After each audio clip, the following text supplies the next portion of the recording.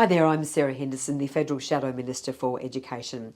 I'd like to start by acknowledging the traditional owners of the land and pay my respects to elders past, present and emerging.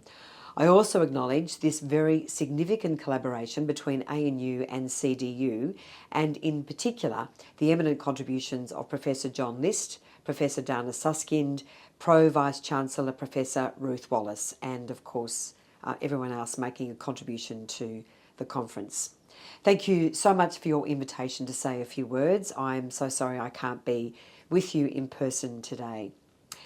In education, there is perhaps no greater challenge than ensuring that every young Australian, no matter their background or postcode or socio-economic circumstances, is given the opportunity to reach his or her best potential. So can I start by saying thank you? Thank you for caring about the education of young Indigenous Australians. Thank you for your important work to better understand the challenges and the opportunities and what we can and must do as a nation to ensure that no child falls through the cracks.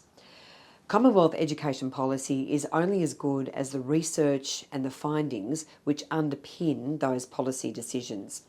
Poorly informed investments in our early childcare and school sectors can lead to disastrous outcomes. So state and federal governments and those aspiring to be in government have a very important responsibility to follow the evidence, invest in what works and discard what doesn't. It is the compelling depth of evidence on the effectiveness of explicit teaching which has underpinned the Coalition's commitment to the mandating of evidence-based teaching in every Australian classroom.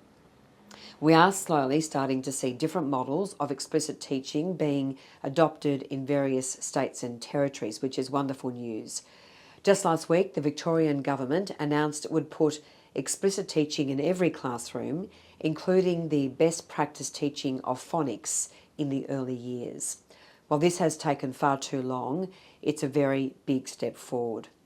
But the best evidence-based teaching practices will not make a difference when children are not attending school or are too hungry or sick or traumatised to learn. We don't need to dwell on the enormity of the challenge in the Territory.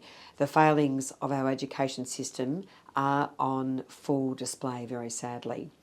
School attendance in the Territory has fallen to a 10-year low of 77%, with Indigenous student attendance at a dire 59% and as low as 20% in some remote areas.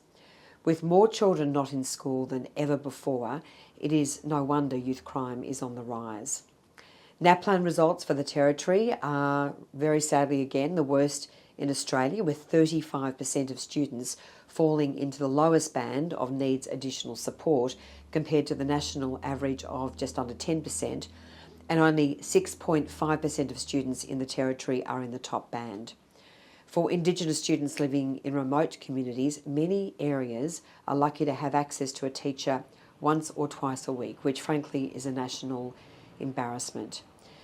Well, the Commonwealth Government has announced more funding to top up the serious funding failures of the Territory Labor Government. What is critical is ensuring this money is invested in the reforms needed to deliver better educational outcomes for Territory children. The government must deliver a plan to get back to basics, including by mandating explicit teaching in every Territory school. This means also addressing the high levels of truancy and lack of parental accountability, which has resulted in so many Indigenous children failing to go to school. To make matters worse, more than half of education funding for Northern Territory schools is siphoned into bureaucracy and administration rather than the classroom, which has contributed to very poor educational outcomes. Organisations like the Clontarf Foundation and the Australian Indigenous Education Foundation are doing some incredible work, helping to realise the dreams of hundreds of young Indigenous men and women. We need, however, to see those dreams realised in every Australian classroom. So with less than 12 months until the next federal election, I am looking forward to learning about the outcomes of your conference and your continuing work to ensure that young Indigenous Australians will be part of a better world for them and for the generations to follow. Thank you.